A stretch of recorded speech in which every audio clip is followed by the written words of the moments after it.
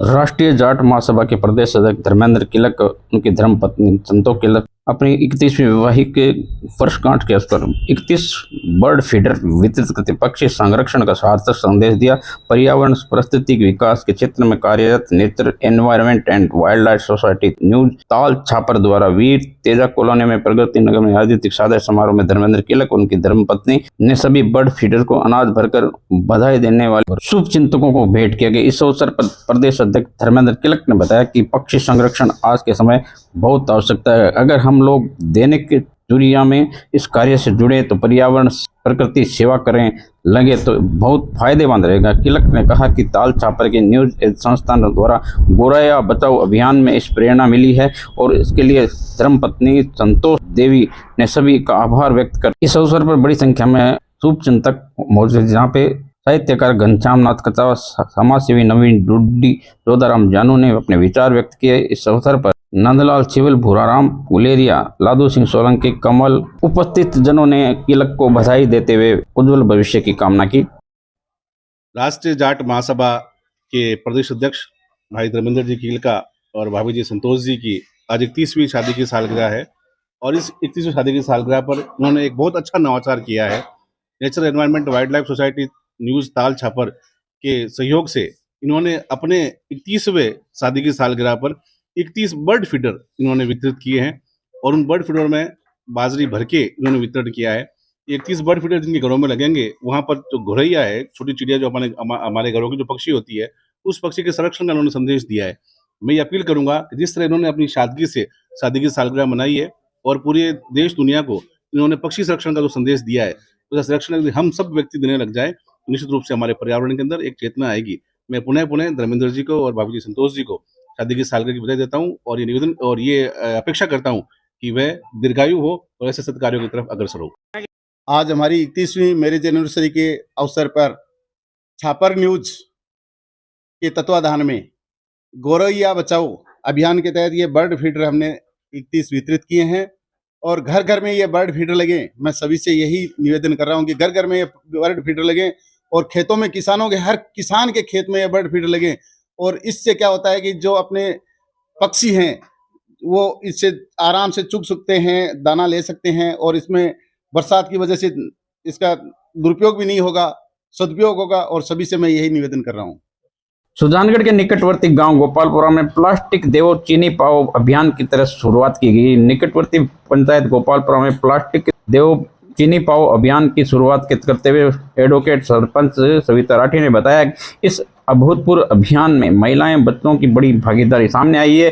पंचायत भवन में इस कार्यक्रम का शुभारंभ किया गया। अभियान प्रभारी हनुमान मेघवाल ने बताया कि 26 किलो थैलियां का प्लास्टिक ग्रामीणों द्वारा लाया जा चुका है, जिनके बदले चीनी दी जा रही है, मीठी चीनी दी जा रही है। भीमाराम प्रजापति ने अभियान की सराहना करते हुए दस्तानों और मास्क की आवश्यकता बताई। साथ ही गांव में कवि हबीराम ने दस्ताने व मास्क उपलब्ध कराने की घोषणा की। इस दौरान सविता राठी सरपंच ने बताया, ग्राम पंचायत गोपालपुरा में प्लास्टिक देव चीनी पाओ अभियान शुरू हो चुका है और बड़ी अच्छी बात है कि हमारे बच्चों ने इस अभियान को बहुत ही त्वरित गति से इसको सुदूर रूप में पेश किया है। कल भी हमारे बच्चे 5-6 किलो चीनी लाए थे, प्लास्टिक लाए थे और आज जो है उन्होंने कम से कम 10-11 किलो प्लास्टिक जो नालियों में है, जो छिपी हुई है, जो हमारे सफाई कर्मचारियों से नहीं उठ पा रही है या नहीं ध्यान दिया जा रहा है, वहाँ से चुक के ये प्लास्टिक ला रहे हैं। ऐसी प्लास्टिक जो सड़क पे बड़ी नुकसानदायक है, उस प्लास्टिक को लाकर ये चीनी मिल रही है इनको और ये अभियान हमारा कल से शुरू हो चुका है।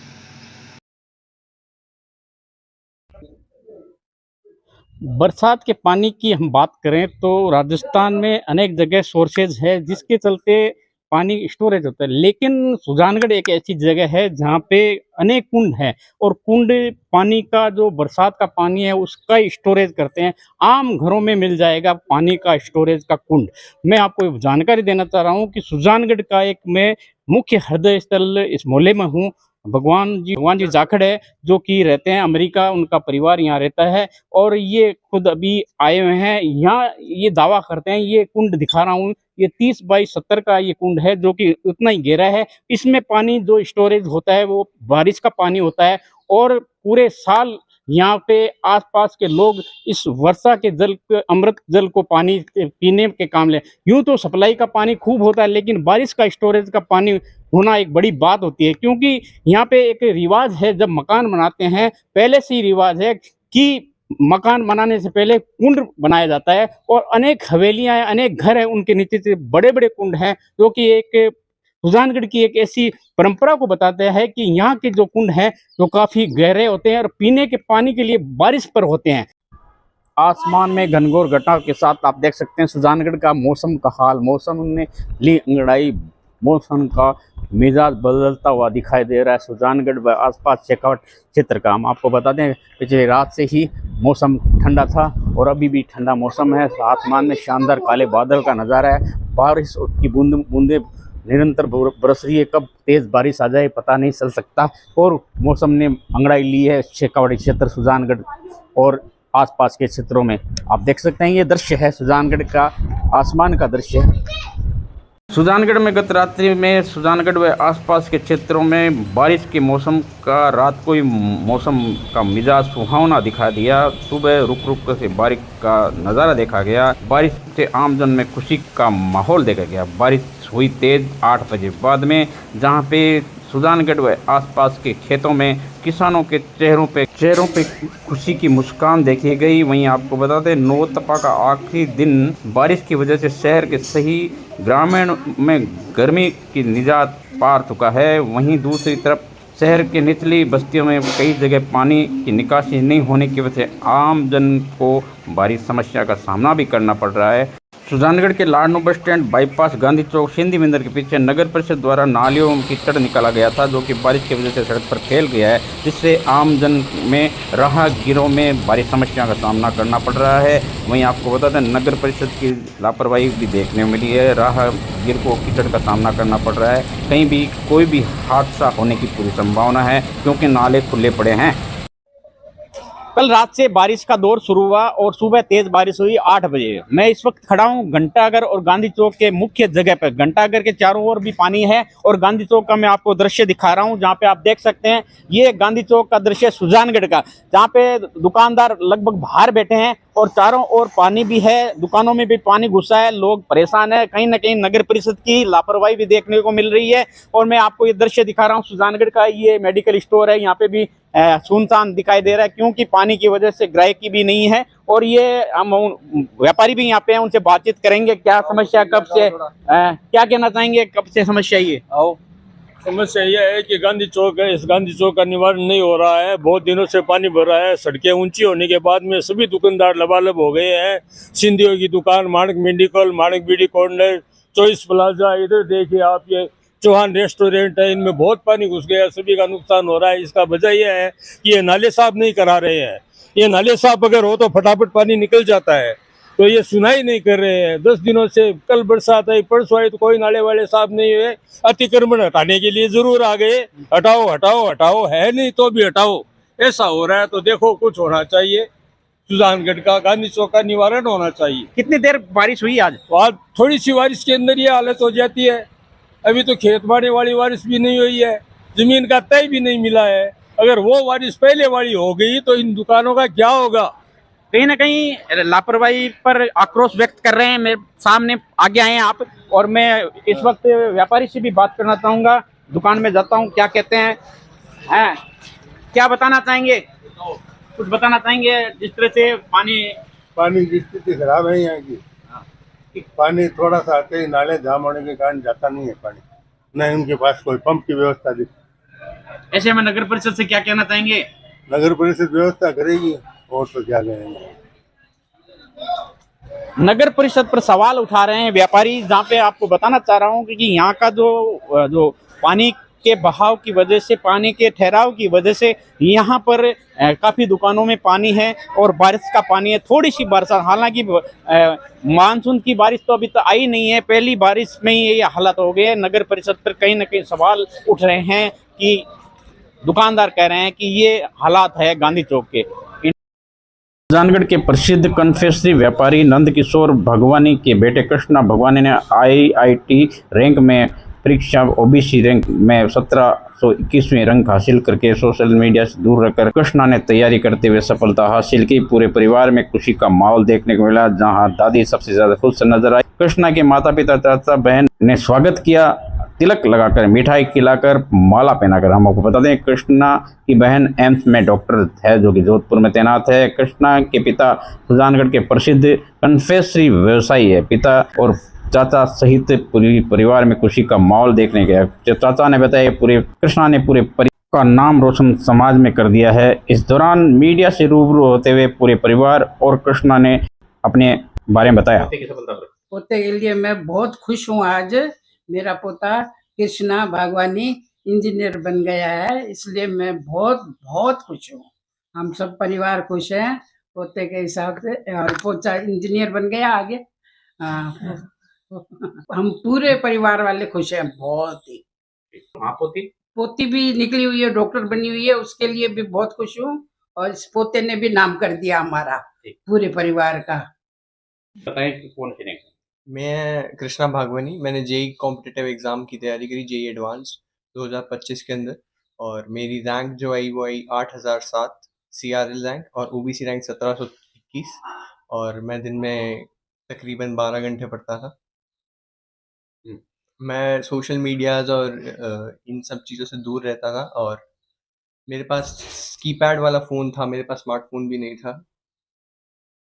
मैं आज बहुत खुश हूँ, मेरा बेटा इंजीनियर बना है, कृष्णा भागवानी। मुझे बहुत बहुत खुशी हुई है इस बात की, और मेरी बेटी भी डॉक्टर है, वो भी जोधपुर में एम्स में है वो, और ये मेरा बेटा भी इंजीनियर बन के कुछ मैं कामना करती हूँ अच्छी इसके लिए। और भगवान का सबसे बड़ा भगवान का मैं शुक्रिया करती हूँ कि उन्होंने हमें पार करवाया इस मंजिल से और बच्चे को इंजीनियर बनवाया है। बेटे ने, कृष्णा भागवानी ने, जी एडवांस में बहुत अच्छी रैंक प्राप्त करके पूरे परिवार का नाम रोशन किया है, और मैं इस पर गर्व करता हूँ। और इससे पहले मेरी एक बेटी है, उसने भी डॉक्टर के अंदर एम्स जोधपुर के अंदर उसका सिलेक्शन हुआ, उसने भी बहुत अच्छा नाम किया। हमारे परिवार में बच्चे हैं, हम उनसे सब खुश हैं। ये मेरा भतीजा है कृष्णा भागवानी, जिसने जी एडवांस में सिलेक्शन हो गया इसका। हम बहुत खुश हैं इसमें, और इसने हमारे पूरे परिवार का नाम रोशन किया है। साथ में सिंधी समाज का भी बहुत बड़ा नाम किया इसने, इसलिए मैं बहुत खुश हूँ।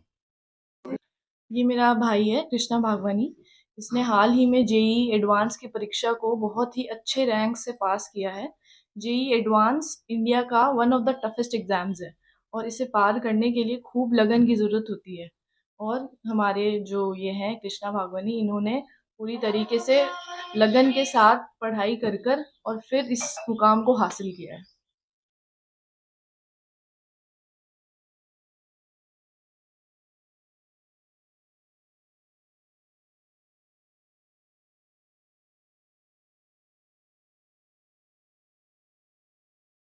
के सचिन तथा निरंजन है, जो कि उन आरोपियों को राजगढ़ पुलिस ने त्वरित कार्रवाई करते हुए गिरफ्तार कर लिया। दोनों मुख्य आरोपियों का जुलूस निकाला गया। आपराधिक तत्व कान पकड़कर जनता से माफी मांगते नजर आए। उन्हीं की आवाज में ये कह रहे थे कि आइंदा हम ऐसा कोई करते नहीं कर रहे थे। प्रतिक्रिया व्यक्त की, पुलिस विभाग को धन्यवाद दिया। लोगों का कहना है कि ऐसे सख्त कदम से कार्रवाई से ही न सिर्फ अपराधियों पर मनोबल टूटेगा, बल्कि आम जनता में पुलिस के प्रति नया विश्वास कायम होगा तथा पुलिस का सहयोग करने के लिए जनता आगे आएगी। इस दौरान अपराधी कान पकड़कर जनता से सॉरी बोलते हुए नजर आए।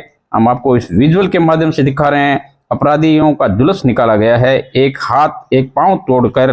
वही देख लीजिए आप इस वीडियो में। ये 13 मई को 3 व्यक्तियों द्वारा थाने के नज़दीक शराब ठेका है, उस पर चलते हुए फायर किया था, जिसमें हत्या के प्रयास का मुकदमा दर्ज किया था।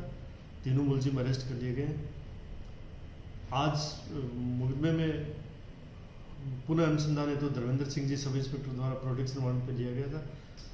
घटनास्थल की तस्दीक करवाने और स्वास्थ्य परीक्षण करवाने के लिए शहर में वो कहाँ घूमे हैं, सारी जगह तस्दीक करवाने हेतु शहर में तस्दीक करवाई गई है। और बदमाशों का ये मैसेज दिया कि बदमाशों से डरने की जरूरत नहीं है, पुलिस हमेशा तत्परता से आपके लिए हाजिर है। युवा इनको देख कर के अपराध की दुनिया में नहीं जाएंगे। इनको क्या ऐसे लोग बैठे हैं जो इनको गुमराह करके अपराध की दुनिया में डालते हैं। ये पब्लिक में मैसेज इसलिए जाएगा कि युवा लड़के जो इन अपराधियों को फॉलो करते हैं वो नहीं करेंगे।